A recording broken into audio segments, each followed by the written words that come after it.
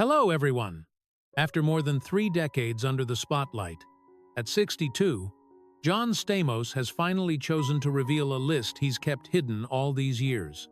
In this video, I'll share with you 5 names, 5 colleagues who once stood alongside him on Full House, yet left John with deep regrets, and at times, feelings too complicated to call friends. This isn't a feud, nor is it a bitter accusation. It's simply a late, heartfelt confession, one that will leave audiences both surprised and touched as they look back on the journey of a star who's been through it all. Bob Saget, the man who made John Stamos feel both respect and frustration on Full House. To the American public, Bob Saget was always a symbol, a warm, funny, dependable father figure forever tied to the role of Danny Tanner. He gave millions of viewers a sense of safety and comfort. For families watching TV in the late 80 seconds and 90 seconds, Bob wasn't just an actor, he was part of their childhood. From the outside, he embodied the image of a family man, gentle, responsible, and a little perfectionistic. But for John Stamos, that relationship was far more complicated. Behind the bright smile and endless jokes, John often sensed something sharper, a quiet tension that left him both admiring Bob and unable to feel fully at ease. In the early days, Don't find a place immediately, I'm sure. Stamos was the youngest among the male leads. He brought energy, a free-spirited charm, and just a touch of rock and roll flair to the set. And it was here that the contrast between him and Bob began to show. Bob naturally liked to take control of the room. He didn't shout, he didn't demand, but his presence was so strong that John sometimes felt overshadowed. He'd walk into a room and suddenly everything revolved around him, John once admitted. To audiences, that was natural charisma. To John, at times, it felt like a shadow too big to step out from. What frustrated John most wasn't Bob's popularity, it was the way Bob used humor to dissolve tension. On set, if a scene wasn't quite working and John tried to offer input, Bob would often break in with a joke. The crew would laugh, the mood would lighten, but John's ideas vanished into thin air. People remembered the laughter, not the point he was trying to make. My wife is going to allow you to live with us. But sometimes his wit was like a wall of laughter that kept real conversations from ever happening. And yet, John could never deny that Bob was also a source of comfort. In tough times, when the pressures of production and fame felt overwhelming, Bob always knew how to make John laugh and shake off the stress. That was the paradox of their bond. John needed him, but he also grew frustrated with him. He was grateful, but at times resentful. To John, Bob felt like an older brother, always protective, always present, but also a figure who unintentionally limited his space to grow. One memory stayed with John for decades. During season 3, the cast filmed a Christmas reunion scene. John had an idea. Instead of sticking strictly to the script, why not have the characters sit together, play guitar, and sing a short song to create a more genuine family feel? Excited, he shared it with Bob. Bob laughed. "John, this is Full House, not a Beach Boys special." The crew laughed along. John smiled. So, What else could he I'll do? see you soon. He felt brushed aside, as if his passion had been turned into a punchline. For years, John kept quiet. He never complained publicly, never risked breaking the family image the cast presented. To viewers, they remained brothers in arms, delivering cherished memories for millions. But privately, John always sensed that Bob never truly saw him as an equal. To Bob, John was the handsome kid, the spice of the show, not a creative partner in his own right. That silence left its mark. Not because Bob was cruel, he wasn't. He was kind, generous, even protective.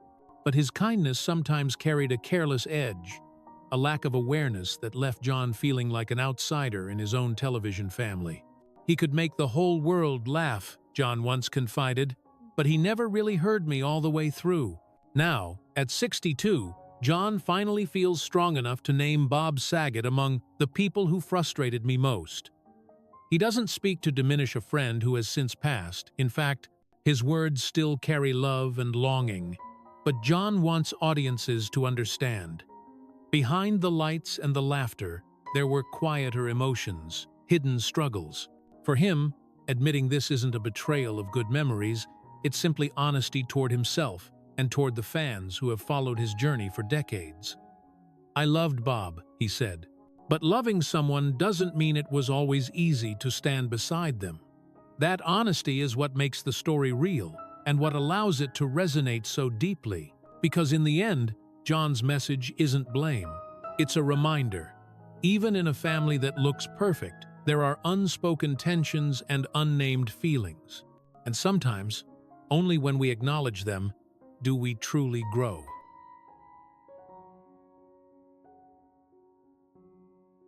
Dave Coulier, the funny friend who often left.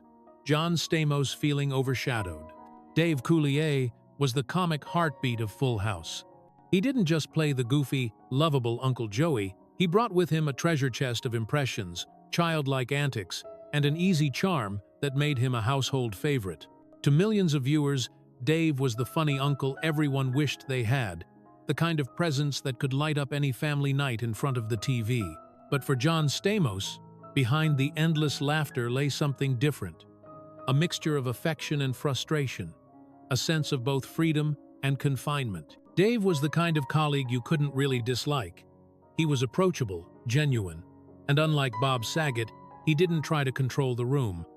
But his constant joking sometimes left John feeling adrift. On set, after long hours of filming, Dave would break the tension with a gag, and the crew would burst into laughter. Yet in those moments, John's serious input was often drowned out. His efforts to give Uncle Jesse more depth or emotional weight often disappeared beneath the wave of humor that Dave unleashed. What frustrated John wasn't the jokes themselves. It was how they sometimes flattened every conversation into something shallow. Once, John tried to discuss adding more complexity to Jesse's character, moving him beyond just the good-looking rocker. Dave listened briefly, then slipped into an exaggerated imitation of John's voice, drawing roaring laughter from the crew. John smiled politely, but inside, he felt something tear. His idea hadn't even had a chance to breathe before it was turned into a punchline. Audiences adored Dave for his carefree spirit. But that very lightness left John feeling unseen. "I know he never meant harm," John later admitted. "He just wanted everyone to be happy. But by focusing so much on fun, he missed chances to really listen." For John, acting wasn't only about laughs, it was about reaching deeper emotions. When Dave turned everything into a joke, John felt trapped in a world that never allowed him to stretch further. Still, their friendship had warm moments. In John's early, uncertain days in Hollywood, Dave had been there. He took him to small comedy clubs, introduced him to friends, and helped John feel less alone in a daunting industry. Yet even then, their differences were clear. John sought meaning, while Dave lived for the instant joy of a laugh. One memory stayed etched in John's mind. During a live taping, John wanted to share a personal childhood story with the audience, hoping to create an emotional connection before the cameras rolled. Before he could finish, Dave jumped in with a parody of John's voice, turning the intimate moment into a gag. The audience roared with laughter. John went quiet. He felt as if a private piece of himself had been put on display as a joke. Over the years, John learned to accept it. He knew Dave had no malice, he was simply committed to comedy. But acceptance didn't erase the feeling of being overshadowed. To many, Dave was the accidental scene stealer, drawing the spotlight with his easy humor. And to John, it was a reminder that his serious voice often went unheard. Now, at 62, when John names Dave Coulier among the people who frustrated him most, there is no bitterness. He still calls Dave a friend, part of the good memories. But he also admits that Dave's relentless humor cost him chances to show more of himself. "I don't blame him," John said, "but I want people to understand that behind the laughter, there were moments I felt left behind." His words aren't meant to spark scandal, but to reveal a truth. Even on a show that looked perfect, there were subtle clashes and hidden tensions. And perhaps that's why Full House still resonates today. It mirrored real life, where joy and irritation often exist side by side.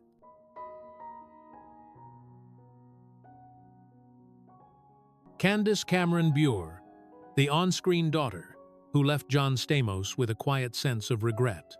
Candace Cameron Bure will forever be remembered as DJ Tanner, the sweet, smart, and spirited daughter of Full House. She grew up with the series, transforming from a wide-eyed teenager into a familiar face in millions of American homes. To the public, Candace was the very picture of innocence, a gentle reminder of childhood years that people still cherish. But for John Stamos, their relationship carried more complicated layers. Deep down, Candace was not just a younger co-star, she became a kind of mirror, one that often left him unsettled and, at times, strangely out of place. Unlike Bob Saget, who dominated with maturity, or Dave Coulier, who commanded attention with laughter, Candace challenged John in a subtler way, with her purity. On set, her youthful energy could make John's efforts to give Jesse emotional depth feel almost too heavy. While he tried to build Jesse into a layered, complex figure, Candace's natural brightness effortlessly drew the spotlight. "It felt like I was competing with something you can't compete with: genuine innocence," John later admitted. As the youngest of the main cast, Candace naturally drew the protective instincts of everyone around her. The crew doted on her, always making sure she was comfortable.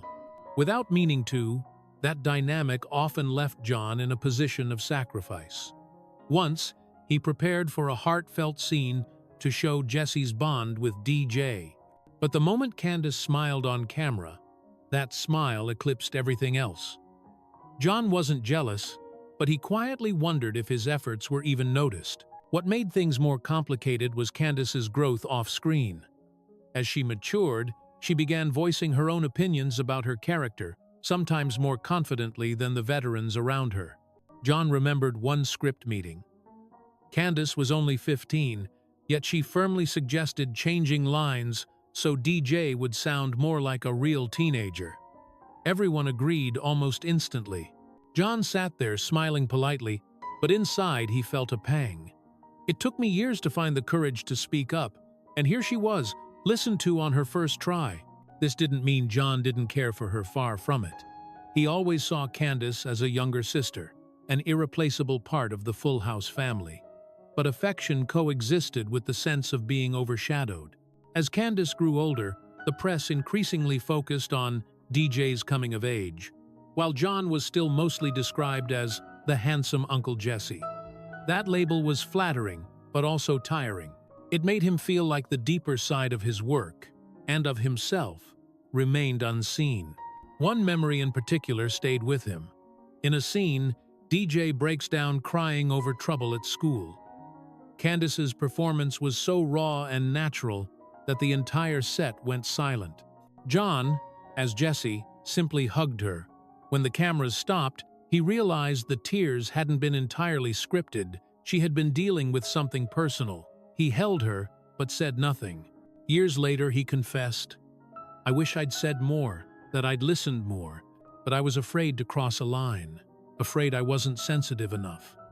That silence became a quiet regret that lingered long after. And perhaps it is that honesty that makes John's story resonate so deeply. Because in every family, even a television family like Full House, love and regret often walk hand in hand.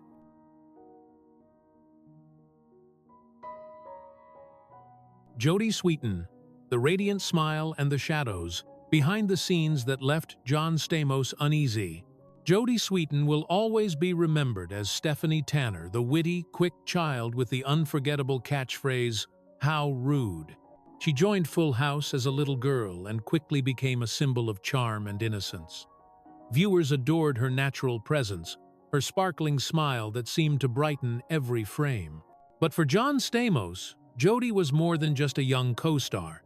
She was a source of worry, an enigma, someone who left him torn between affection and helplessness. Unlike Candace Cameron Bure, who grew into her role with confidence and was carefully protected, Jodie struck John in a different way. Her fragility, on set, she often appeared cheerful and carefree, but John sensed something else. Behind her lively eyes, there were fleeting shadows, hints of sadness she couldn't fully hide. "Jodie could make me laugh," John admitted years later, "but she also made me ache." because I knew that smile wasn't always born out of joy. John's unease wasn't about Jodi's personality, it was about Hollywood itself and what it does to children who enter the spotlight too young. He watched her get swept up in grueling schedules, memorizing lines when other kids her age were outside playing. Once, after a scene was repeated over and over, John noticed Jodi covering her fatigue with a forced smile. He wanted to speak up, to shield her, but stayed silent. That silence became a burden he carried for years. One memory stayed sharp. It was the episode where Stephanie loses the family dog, Comet. Jodi delivered a heart-wrenching performance, her tears moving millions of viewers to cry along. But when the cameras stopped rolling, she was still sobbing. Not for the story, but from exhaustion and strain. John hugged her, as Uncle Jesse would. Yet inside, he thought, "This isn't a childhood game anymore. This is a weight no child should bear." That was the source of his discomfort, not with Jodi, but with himself. He felt powerless against the machinery of show business. "I'd see her smiling," John confessed, "and it would hurt, because I knew what was hiding behind that smile." Years later, as Jodi grew older and publicly revealed the struggles she faced, the temptations, the dark turns of her personal life, John's guilt deepened. He often wondered, if he had spoken up more forcefully back then, could things have turned out differently? But life doesn't deal in what-ifs. All that remained was the ache of knowing he had played the uncle on screen, but not always the steady protector he wished he could have been off-screen. When John includes Jodi Sweetin in his list of people who troubled me most, it isn't with resentment. It feels more like a scar on his conscience, a reminder that silence too can wound. He respects Jodi deeply, admires the strength she has shown in overcoming hardships. Yet he still carries the weight of knowing he saw those first shadows long before anyone else and failed to act. Audiences may be surprised to hear it. To them, Jodi will always be the carefree Stephanie Tanner, untouched by the struggles of adulthood. But to John, she embodies a harsher truth about Hollywood. The spotlight can conceal the darkness, but it never erases it. And that darkness haunted him more than once, leaving him restless, second-guessing himself. This was never meant as criticism, nor as regretful whining. It was an honest confession, one that resonates because everyone has known moments when they wished to protect someone, but couldn't. For John, Jodi Sweetin became that memory. Sweet, yet painful. One that still makes him smile and wince at the same time.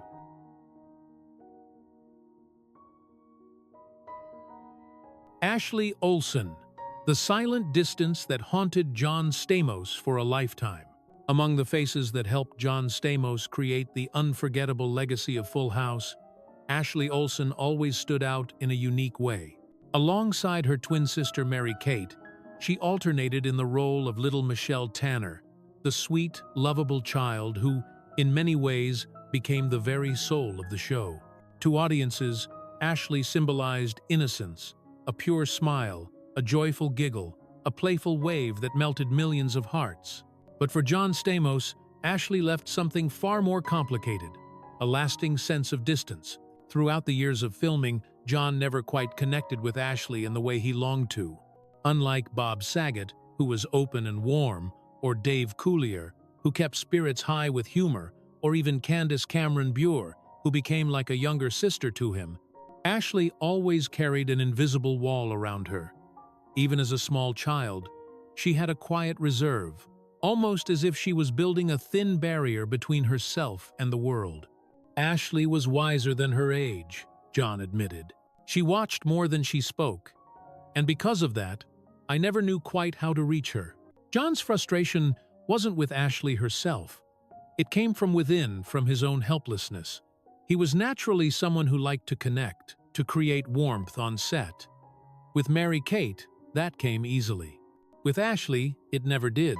Each time he tried to start a playful conversation, she would simply smile faintly and turn away. Not out of rudeness, but as though she was protecting her own space. He recalled one filming day vividly. The script called for Michelle Tanner to throw a tantrum.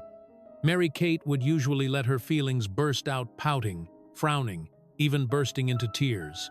But Ashley was different. She held back. Her gaze was deeper, her expression calmer, almost too controlled for her age. The scene was a success, audiences adored it, but John felt unsettled. "I didn't see a little girl acting," he remembered. "I saw someone far older inside, managing herself more than she should have." That perception worried him. He wanted to draw closer, to break through the silence, but he always hesitated. And slowly, the small gap grew into a permanent distance. By the time Full House ended, John realized he had never truly understood Ashley, the young girl who had been by his side for nearly 8 years. His regret deepened when he saw the choices Ashley made later in life. While Mary-Kate occasionally remained in the public eye, Ashley withdrew almost entirely. She embraced privacy, staying away from Hollywood, rarely speaking out. To John, that decision felt like confirmation of the distance he had sensed long ago. She hadn't just built a wall around herself with him, she had built one with the entire world. In a candid moment at 62, John confessed, "What I hated about Ashley wasn't her personality, it was my failure. I never broke through that silence. I failed to connect with someone I should have been closer to." There was no bitterness in his words, only honesty. Ashley had become a symbol of those relationships we all experience in life, the ones we share important moments with, yet never truly reach. People who walk beside us for years, yet remain strangers in some profound way. For middle-aged audiences, John's reflection is deeply relatable. Everyone has had an Ashley in their lives, a person they long to understand, but could never quite reach. At 62, John had the courage to voice that quiet pain. He didn't want fans to see Full House only as a perfect, sweet memory. He wanted them to see the hidden layers too, the truth that sometimes, even in the closest of families, hearts remain apart.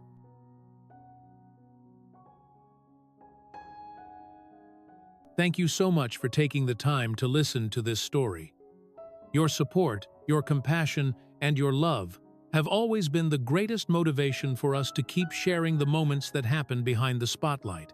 With heartfelt gratitude, we thank you, and we look forward to seeing you again in the next video.